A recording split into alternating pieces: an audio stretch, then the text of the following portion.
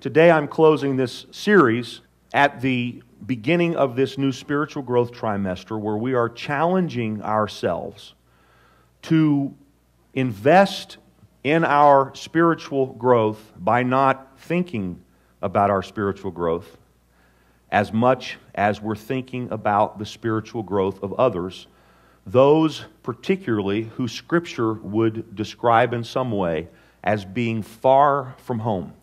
I've spent a lot of time talking about what that means, the idea of lostness and so on, but I kind of want to wrap this thing up today and intentionally drive home again and again and again some of the points that I've been making that I'm hoping to kind of rebrand our church to share the heart of the Father for His kids. Okay? And so, over my study break, I read Richard Stearns' book called The Hole in Our Gospel.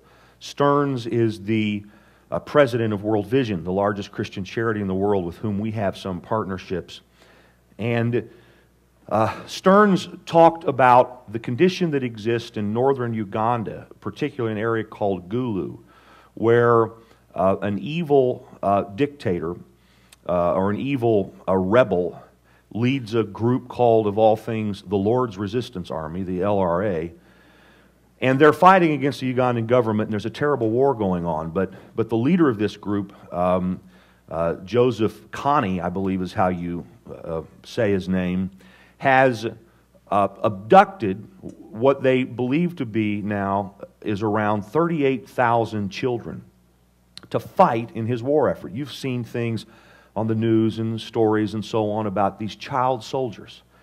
He's stolen these kids from their homes, if they had them to begin with, forced them into his army, and forced them to commit just terrible acts of brutality, murder, rape, sometimes even cannibalism, oftentimes as a show of their commitment to his cause. He'll force them to kill a sibling and to drink their blood. Well, in the midst of this unimaginable tragedy, World Vision has established a center to try to save these kids from the LRA. And as some of them escape or some of them are captured by the Ugandan army, they understand that they oftentimes are not welcome to go home. They're not welcome to go back to dad and moms.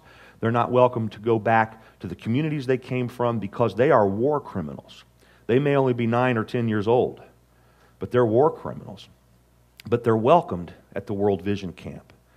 And Stearns talked about being there on a morning. He, his wife, their young daughter, and about 60 World Vision staffers, but mostly made up of, that 60 mostly made up of children who used to be in the LRA, who had been saved, and who now had made this place their home.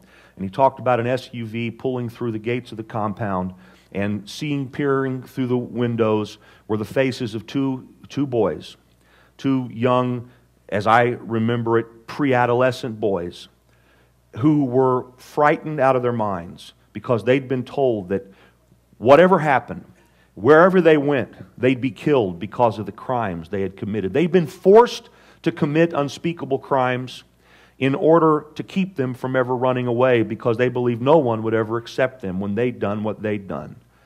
However, when the doors opened and they stepped out, they were instead surrounded by 40 kids who were dancing and singing and shouting, "Welcome home. Welcome home, Michael. Welcome home, Joseph."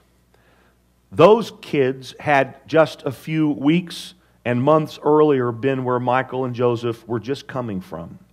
They understood the depth of their pain, and they had started to come to experience the healing, the redemptive power of Jesus, the love of people, and they were welcomed home by these other children as their brothers and sisters who were lost but now were found, who were dead but now were alive.